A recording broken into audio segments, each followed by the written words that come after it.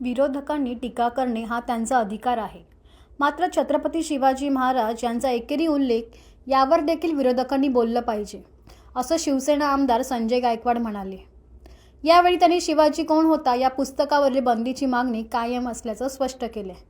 पाहूया संजय गायकवाड नेमकं काय म्हणालेत. बागेश्वर जे काही तथाकथित महाराज आहेत, बागेश्वर महाराजांनी छत्रपतींचा एक इतिहास सांगितला की जो वादग्रस्त ठरलाय आणि त्याच्यामुळे राज्यभरात वादंग निर्माण झाला. कसं फक्त बागेश्वर बाबांच्या ठिकाणी महाराष्ट्रात किंवा या देशात बागेश्वर बाबा असो का कोणी असो, छत्रपती शिवाजी महाराजांचा जो जो कोणी अपमान करेल त्या प्रत्येकावर कारवाई झाली पाहिजे. बाबासाहेबांचा अपमान करेल, महात्मा फुलेंचा करेल, ज्या ज्या महामानवांनी या राष्ट्राकरता आपलं रक्त वेचलं, आपला त्याने काय म्हणतो आपण घाम गाळला आणि या देशाला देशातल्या जनतेला सहारा देण्याचा प्रयत्न केला, प्रत्येक महामानवाचा जर कोणी अपमान करेल तर त्याला कायदेशीर शिक्षा झालीच पाहिजे. बागेश्वर बाबांबद्दल आपलं काय मत? जे मत इतरांबद्दल आहे तेच यांच्याबद्दल पाहिजे. म्हणजे त्यांच्याकरता काही वेगळा कायदा आमच्या भारतामध्ये आहे का? त्यांनी दिलगिरी व्यक्त केली, क्षमा मागितली. एकदा क्षमा याचना केल्यानंतर पुढे काही राहतच नाही. महाराष्ट्रामध्ये अशा महापुरुषांचा अपमान होताना नाही, आता हे एक टीम वर्कच या देशामध्ये छत्रपती शिवाजी महाराजांच्या कार्यकाळापासून काम करते. शिवाजी महाराजांचा इतिहास पाहिला, संभाजीराजांचा इतिहास पाहिला, पुढचा इतिहास पाहिला, ज्या पद्धतीनं सदैव महाराजांच्या परिवाराला विरोध झाला, अगदी संभाजीराजांच्या हत्येपर्यंत विचार जर केला तर प्रत्येक वेळेला महाराजांच्या परिवारासोबत हिंदुत्वासोबत हे सगळं घडलेलं आहे आणि ते अगदी महाराणा प्रतापांसोबत सुद्धा. आणि त्याच्यामुळे अशा शक्तीने आमचा देश हा या ठिकाणी त्याला काय म्हणतो खूप मोठ्या संकटात नेऊन ठेवलेला आहे.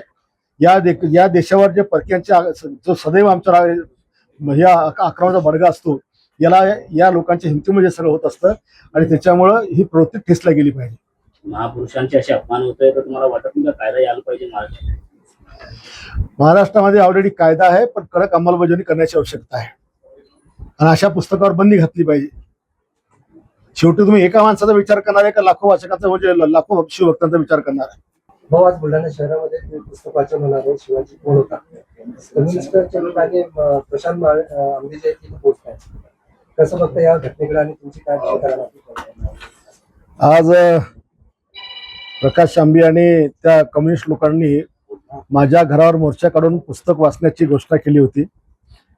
मी तर आधी पण सांगितलं की छत्रपती शिवाजी महाराजांचा सन्मानपूर्वक उल्लेख जर करत असतील तर माझ्या घरात पण पुस्तक वाचणं मला काय अडचण नाही. परंतु आम्ही इथे कार्यक्रम आयोजित केला होता, शिवरायांचं पूजन आणि महाआरती, पोलिसांनी आमच्या कार्यक्रमाला परवानगी नाकारली.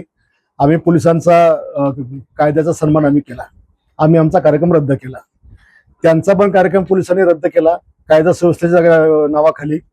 परंतु असं असताना पोलिसांनी परवानगी नाकारल्यानंतर सुद्धा तुम्ही महाराष्ट्रातल्या तमाम शिवभक्तांच्या जखमेवर मीठ चोळाय करता, जाणून बुजून जे पुस्तक तुम्ही छापलं, 20 लाख प्रती त्याच्या विकल्या, एवढ्या सगळ्या केल्यानंतर तुम्हाला आता इथून पुस्तक वाचायची आवश्यकता काय? आणि म्हणून आम्ही त्या ठिकाणी पुस्तक वाचायला जर ते येतील तर आम्ही पुस्तक वाचायला म्हणजे ऐकायला आम्ही जाणार, आम्ही समोर खाली बसणार, आम्ही विनयशीलतेने आम्ही सगळ्या गोष्टी आम्ही ऐकणार. आणि त्यामध्ये जर त्यांनी पुस्तक वाचताना छत्रपती शिवाजी महाराजांचा सन्मानपूर्वक उल्लेख केला तर आम्ही टाळ्या वाजून स्वागत करणार. पण जर काय एकेरी भाषेत आमच्या सगळ्यांच्या जखमेवर मीठ चोळायचा प्रयत्न महाराष्ट्रातल्या तमाम शिवभक्तांच्या जर केला, मग मात्र त्या ठिकाणी जर शिवभक्तांच्या भावना अनावर झाल्या तर याची जबाबदारी सगळी त्या आयोजकाची किंवा त्या पुस्तक वाचणाऱ्याची नाही.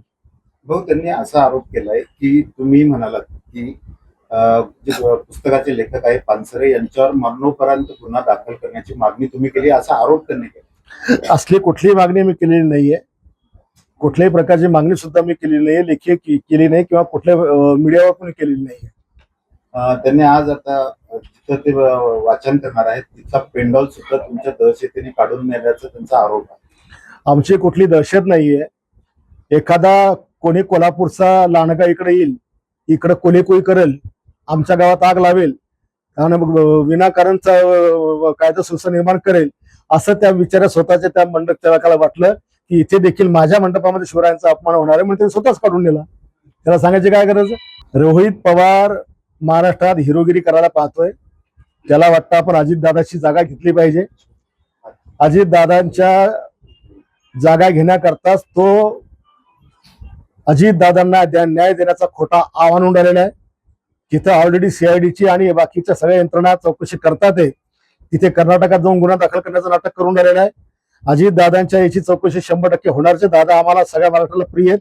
पण जेव्हा दादा जिवंत होते तेव्हा या रोहित पवारचं प्रेम कुठं गेलं होतं? दादाला प्रखरपणे विरोध करणारा, दादावर टीका करणारा, दादावर शिलक्या भाषेत बोलणारा हा रोहित पवार तेव्हा कुठे गेला होता? जेव्हा दादा जिवंत होते.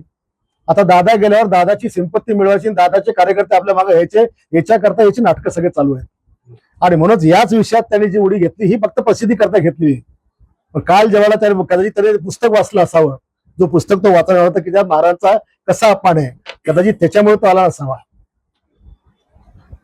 मीरा भाईंदरमध्ये एक चाकू हल्ला झाला, धर्म विचारून चाकू हल्ला झाला. तुझा धर्म कोणता आहे? योग्य वाटतं तुम्हाला धर्म विचारून? मला सगळे धर्मवीर म्हणतात. सगळ्या धर्माचा आदर करणारा धर्मवीर ही माझ्या जगण्याची संज्ञा आहे. त्याच्यामुळे आम्ही हा अशा प्रकारचा जातीवाद आमच्या देशात, राज्यात आम्ही कधीच खपून घेऊ शकत नाही किंवा तो आम्हाला मान्य पण नाही.